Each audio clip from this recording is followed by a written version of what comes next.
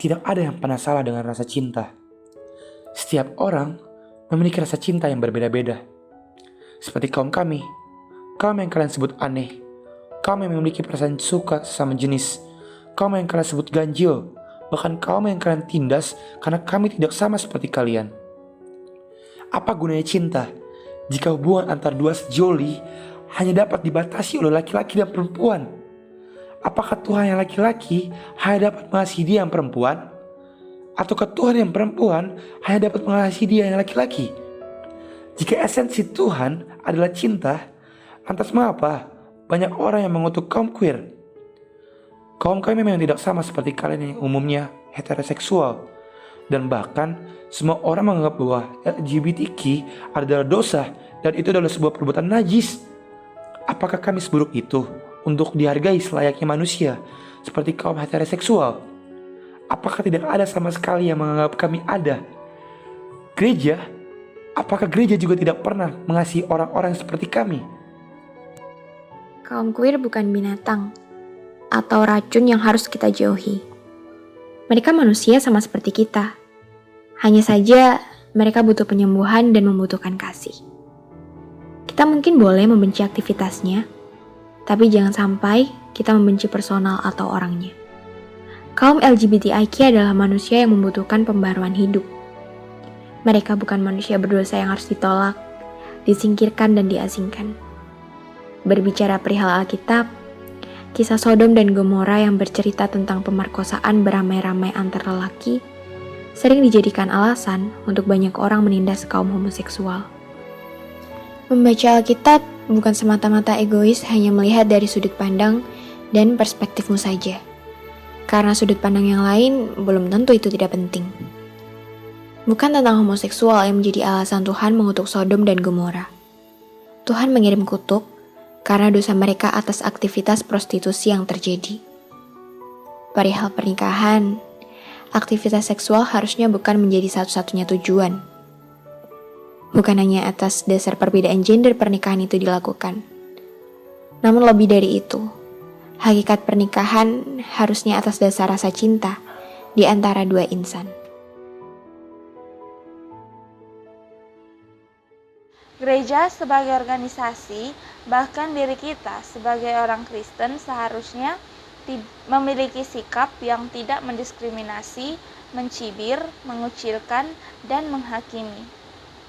Tetapi, kita dapat mengambil sikap untuk merangkul dan mengayomi mereka sehingga mereka dapat memahami makna kasih yang dikehendaki oleh Allah. Dalam hal ini, adanya para queer sesungguhnya tidak sepenuhnya dapat dikatakan salah. Yang membuat para kaum banci dan tomboy ini dipandang sebagai sesuatu yang salah ketika mereka menyukai sesama jenis dan munculnya rasa untuk saling memiliki di antara mereka. Tetapi sesungguhnya ketika mereka mengartikan dan memahami makna mengasihi yang sesungguhnya yang ada pada para queer ini hanya sebatas sahabat dan saudara, itu merupakan hal yang tidak salah. Gereja tidak boleh memperlakukan mereka sebagai persona non grata atau kaum yang tidak perlu diperlakukan sebagaimana layaknya manusia.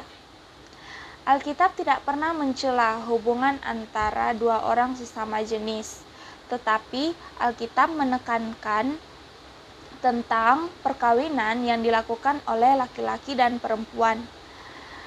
Prinsip utama dalam perkawinan bukanlah untuk mendapatkan keturunan atau mengenai hubungan seksual, tetapi yang terpenting dalam perkawinan adalah cinta kasih dan kesetiaan antara pasangan. Teologi queer memberi pemahaman bahwa karya penyelamatan Allah itu multidimensional. Kebenaran dapat dilihat melalui banyak sudut pandang. Yang ditegaskan oleh Alkitab mengenai halnya laki-laki dan perempuan itu adalah sebuah prinsip dan sebuah kebenaran yang bersifat kontekstual.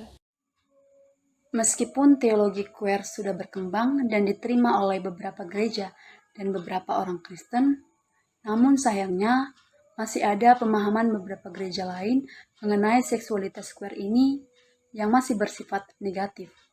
Hal yang menyebabkannya ketika gereja dan jemaat membaca ataupun diperhadapkan dengan teks-teks Alkitab yang terkait dengan seksualitas queer yang dimuat pada teks Kitab Kejadian pasal 19 ayatnya yang pertama sampai 29 dan juga pada teks Kitab Imamat pasal ke-18 ayat 22.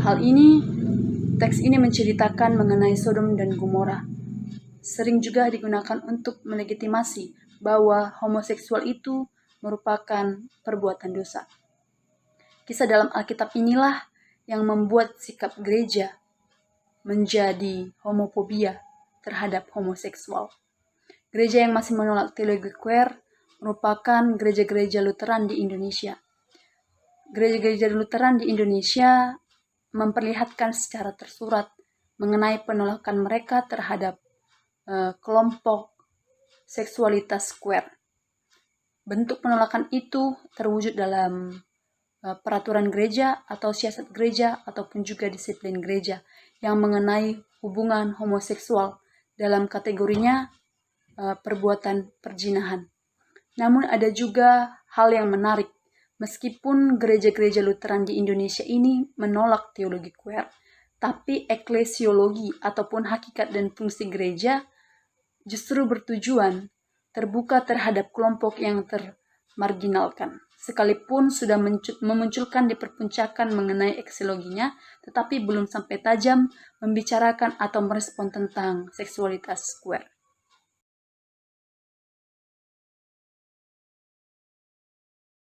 Pembahasan selanjutnya mengenai solusi terhadap permasalahannya ada 3. Yang pertama itu mengubah cara pandang gereja terhadap kaum LGBTIQ, di mana sebelumnya gereja memandang negatif terhadap kaum LGBTIQ, tetapi gereja harus mengubah cara pandangnya. Mengapa? Karena kaum LGBTIQ juga merupakan seorang yang percaya bahwasanya Yesus adalah juru selamat, sehingga tidak ada perbedaan antara jemaat biasa dengan para kaum LGBTIQ. Hanya saja mereka dilahirkan dengan orientasi seks yang selama ini disisihkan atau dikucilkan. Solusi yang kedua itu tentang menerima pemahaman yang berbeda mengenai Alkitab. Memaknai Alkitab tidak harus dengan satu arah saja, tetapi juga memahami makna-makna lain yang terkandung di dalam Alkitab tersebut, seperti tentang kisah Sodom dan Gomora, di mana menurut teologi queer yang ditentang bukanlah hubungan sesama jenis yang dilakukan, melainkan sikap jemaat atau masyarakat yang tidak menerima tamu dengan baik. Selanjutnya akan dijelaskan oleh teman saya. Baik, kita masuk pada poin yang ketiga, yaitu gereja harus netral. Nah, baiknya gereja bersikap netral dalam menghadapi suatu masalah, termasuk dalam menghadapi kaum LGBTIQ. Gereja harus mengasihi para jemaat tanpa pandang bulu, seperti juga Yesus Kristus yang mengasihi manusia tanpa memandang.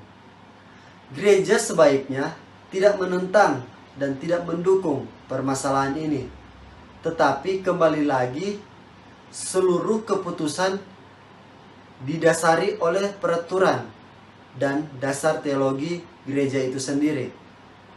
Nah, permasalahan ini yang sering muncul dalam gereja mengenai kaum LGBTIQ adalah tentang perkawinan. Gereja harus berpegang teguh atas hakikat dan perkawinan sebagai suatu yang kudus, patut dijaga martabatnya. Nah, seperti yang dikatakan dalam 1 Korintus 10 ayat 23 mengatakan bahwa segala sesuatu diperbolehkan. Pengikut Kristus itu bebas.